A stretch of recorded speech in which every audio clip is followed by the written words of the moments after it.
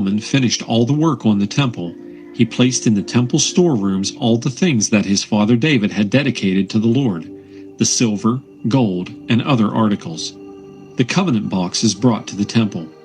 Then King Solomon summoned all the leaders of the tribes and clans of Israel to assemble in Jerusalem in order to take the Lord's covenant box from Zion, David's city, to the temple. They all assembled at the time of the Festival of Shelters.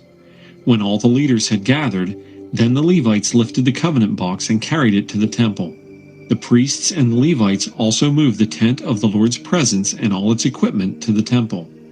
King Solomon and all the people of Israel assembled in front of the covenant box and sacrificed a large number of sheep and cattle, too many to count. Then the priests carried the covenant box of the Lord into the temple and put it in the most holy place, beneath the winged creatures. Their outstretched wings covered the box and the poles it was carried by. The ends of the poles could be seen by anyone standing directly in front of the most holy place, but from nowhere else. The poles are still there today. There was nothing inside the covenant box except the 2 stone tablets which Moses had placed there at Mount Sinai, when the Lord made a covenant with the people of Israel as they were coming from Egypt. The glory of the Lord.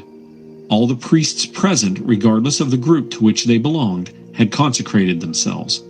And all the Levite musicians, Asaph, Heman, and Jeduthun, and the members of their clans were wearing linen clothing.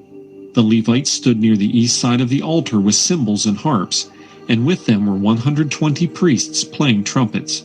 The singers were accompanied in perfect harmony by trumpets, cymbals, and other instruments, as they praised the Lord, singing, "Praise the Lord, because he is good, and his love is eternal." As the priests were leaving the temple, it was suddenly filled with a cloud shining with the dazzling light of the Lord's presence, and they could not continue the service of worship.